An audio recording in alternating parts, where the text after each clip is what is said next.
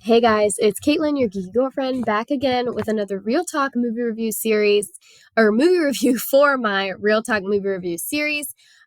This is going to be one of my first videos back. It's been a while. I had to take a little hiatus, but I've got lots of new videos coming for you in this series. So if you are not already a subscriber, hit that button and subscribe. And if you don't follow me on Instagram, go ahead and jump over and do that at your geeky girlfriend.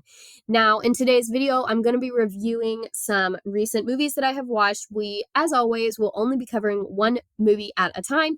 And in this video, as always, there might be some minor spoilers ahead for the plot. So I always want to give you guys that warning. And in this video, we're going to be reviewing Marvel's Black Widow. This was a movie that was supposed to be released in July of 2020, but unfortunately, due to the pandemic, had to be delayed. And it was released, I believe, it was supposed to be actually May of 2020, was delayed, and then released in July.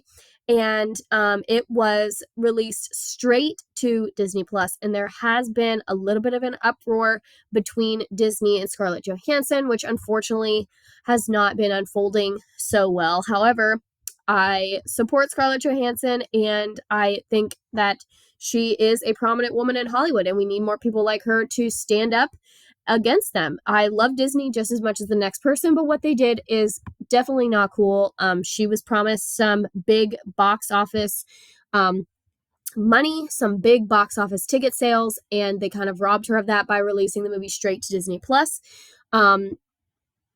So you can check it out there. The movie was not released in the theaters, but it only went straight to Disney Plus, and that's why Scarlett Johansson was a little bit upset, because she felt like she did not get as much compensation as she would have had there been a huge Marvel theatrical release. And to her point, probably if the men in the film, like if it was Iron Man and Captain America and all those, she feels like the movie would have been released in the theaters, and it was just because she was the star that it did not. So I support her, and I am a little bit, I'm upset for her that it was not released to the theaters, but we did check it out on Disney Plus, and you can do that as well. So the film follows our lovely rogue assassin avenger, Natasha Romanoff, and I will admit and preface that I am not a huge Marvel follower. I'm more into the Disney stuff, but I did recently finish all of the Marvel movies. And at first, since I'm not super into the MCU, it took me a minute to realize what two films this movie falls in between. But this film does fall seamlessly into the Marvel Cinematic Universe, right in between Captain America Civil War and Avengers Endgame. Or Infinity War. I always get those two confused. Whichever one came first. Obviously, as you can see, I'm not a huge Marvel fan, but my husband does really like Black Widow. He was excited to watch this film, so we gave it a watch.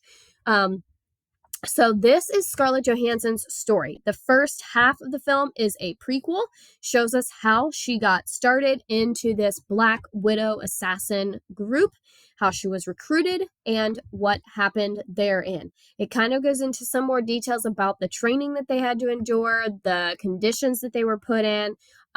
It was mentioned in an earlier Marvel film that their fertility was taken from them. They were sterilized at a young age, so they didn't have to worry about becoming pregnant or, having any family ties.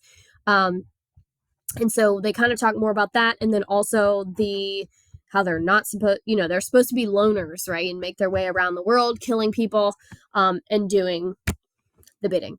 So that picture in the middle there is supposed to be her father. You find out that he is her adoptive father. Little spoiler there. And that is her sister. Her sister played a very strong role in the film. I liked her sister's role. The actress that played her did a very nice job. And as always, Scarlett Johansson steals the screen. I mean, she is very dominant. She's a dominant woman in Hollywood, and she does a nice job portraying the role. So that's one of the perks, is that the pros of this movie is Scarlett Johansson herself. She owns the role. She really has come into Natasha and has made it her own.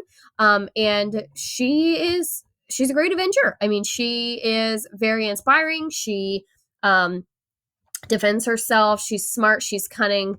And so she is a good role model. The sister bond and love that's portrayed in the film, I really liked that. They do kind of start off at each other's wits because that's how they were trained to be. They were trained to like not show love, not show emotion, but then they do bond and kind of grow in the film and during the film. And there's an interesting tie-in to some of their past, and they kind of resolve some past issues. I also think the movie had a very nice ending, kind of tied everything up in a little red bow before seamlessly transitioning into the next Marvel movie. But the cons were that it was a Marvel movie. So lots of action, lots of crazy fight scenes that happen in these buildings that are somehow suspended in the sky that nobody can see.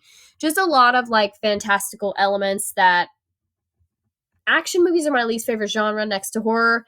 And so I just kind of get sick of seeing the same things over and over again in a Marvel movie. Lots of fighting, lots of fight scenes. Scarlett Johansson is great, but I can only see her straddle a man's neck so many times before I'm like, okay, I've seen this before. So that's my only con, is that it is a Marvel movie, it's an action movie, and that like again, the buildings in the sky that nobody sees, and they're just these hidden headquarters and just stuff like that. I just am skeptical because I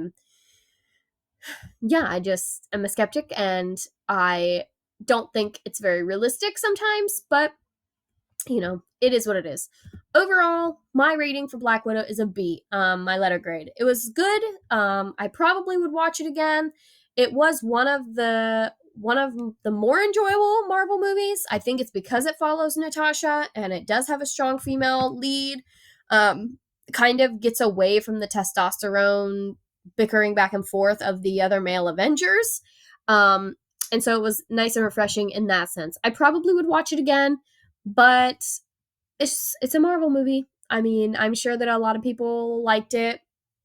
You know, a lot of other people liked it more. That's okay. Everybody is entitled to their own opinion, but I thought it was good. We both enjoyed it. It took me a little bit to get into it. Like I was a little bored in the beginning, but then it did get better, perked up. So overall, okay, I give it a B. I think that's it for this one. If you guys like these videos, let me know which movie you want me to watch next, and I will do a review, of course. Of course, these are always my honest reviews. I tell you the truth about it, not necessarily the sugar-coated, and I just want everybody to hear the honest truth, and my opinion is I'm just one person opinion, and I know many of you probably won't even see this video, but thank you to those of you who are watching, and stay tuned for my newest releases. I've got 4 or 5 new videos being uploaded, and I just did 2 more videos in my Boogie Babe book review series, so make sure you go check all those out. As always, subscribe, follow me on Insta, and I'll see you guys in the next review. Bye-bye!